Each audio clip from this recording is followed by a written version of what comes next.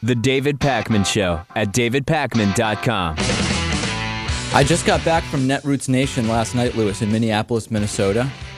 So many stories to tell. Usually I actually hate going to conferences, but this one was actually fantastic.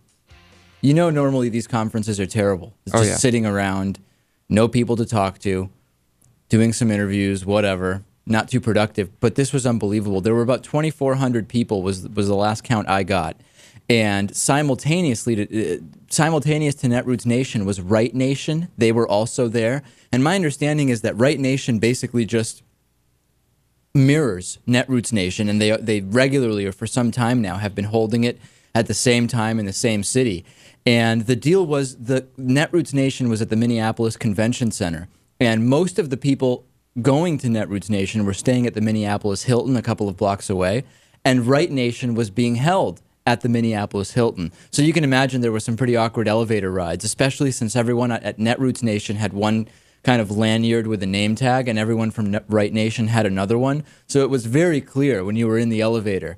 And it was actually, for the most part, everybody I bumped into from Right Nation was either an older conservative couple, very often with Southern accents, or very well-dressed, blonde, middle-aged women, also conservatives. That was kind of like the demographic that was just all over the place for Right Nation. Of course, at Netroots Nation, it was a big mix, a lot of young people, a lot of minorities. You can imagine that it was a pretty different crowd at these two conferences. Of course, yeah. I don't even know where to start with the stories. First of all, we have a ton of pictures that we took at Netroots Nation, and we have a lot of them if you go up on our Facebook channel. Facebook.com/David Pakman Show. I'm trying to think. Tom Hartman, Cenk Uygur, Debbie Wasserman Schultz. I have a picture with Van Jones, pictures from my interviews on Free Speech TV. You're watching some of these, Lewis. I think you like these pictures. Didn't realize Mr. Hartman was so tall. Right. No, it's just more that I'm short. And I think I was wearing flats at the time too, you know? Yeah. That'll hurt you. See, I think these pictures are better than the last ones where you look like you were on meth or coke or something, or a combination of the two. I don't look as high in these pictures, I think it's fair to say. Yeah. And it was inevitable with Right Nation in town that some kind of shenanigans would happen, and it happened just within minutes. I mean, I don't even know where to start with this because there was so much stuff that made it into the national media, but also tons of stuff that didn't, that just happened there. Like, for example, and Sam Cedar was there from the Majority Report, and he talked about this a little bit on his show, but the first night back at the hotel bar in the lobby of the Minneapolis Hilton, we were all just hanging out there, and Breitbart has a run-in. Andrew Breitbart, who initially released the pictures of Anthony Weiner and claims to have a picture of Anthony Weiner completely exposed, he was there, and Sam Cedar was there, and there was kind of a weird bump-in at the bar, but then from what I observed, Andrew Breitbart ended up buying Sam Cedar a drink, and it kind of diffused the situation. But it was just weird how Breitbart kept coming up. And on the second day of the conference, Breitbart shows up at the Minneapolis Convention Center with a full camera crew, okay? Now, if you show up with a camera crew, you're clearly looking to instigate. Why else would he if he's just stopping by to check it out, he wouldn't bring a camera crew, you would think, Lewis. Right. He shows up, and basically people just completely swarm to the guy. And I have a bunch of different video that was taken. Part of this is somebody from The Uptake interviewing Andrew Breitbart. And when I actually saw this, I didn't really like what was done here. I'll get to it. But here's a sense, and I'm somewhere in the crowd here. Everybody's got their flip cameras out. Let's take a listen and a look at this so-called interview with Andrew Breitbart. And right now I have cameras following me, so it makes it... Do you have credentials to be at this conference? No, I don't. Maybe you should leave then. Are you here without paying? Is that what you're saying? Okay, if you want to get somebody to escort me out, there are people over at our conference, left of center people, and I'm not trying to get So it's okay for you to be here without paying? Are you credentialed, press?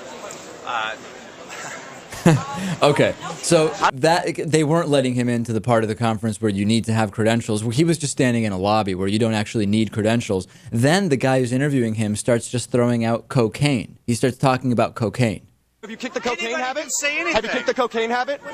Now I'm. Have you? Now you're I'm just accusing me asking. of a cocaine. I'm just asking you if you kicked it. This is. Have you kicked a cocaine habit? Did I hire you to prove I'm asking. my point Can you answer about yes or no? Netroots, Can you answer yes or no?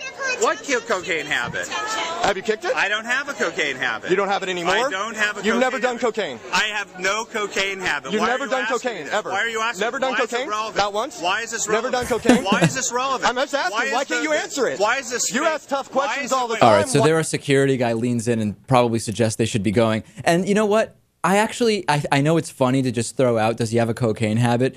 And the idea is to get him on the record denying he has a cocaine habit, even though my understanding is there's no connection between Andrew Breitbart and cocaine.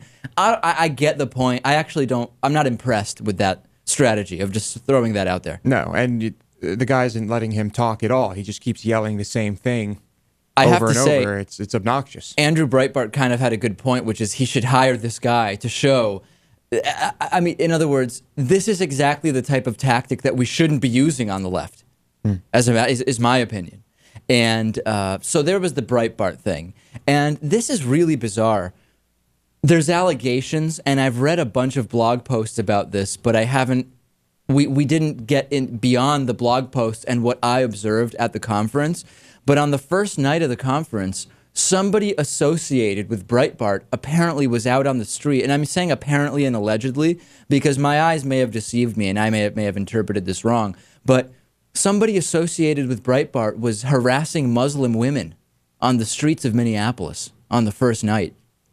I was told that an arrest was actually made. And again, this is all alleged, this is all supposed, because I was a little bit removed from it. I was across the street. I think I know what I saw, but maybe I didn't see the right thing. But that's a hell of a story if Breitbart's team is getting arrested for badgering Muslim women on the streets. Does it surprise you?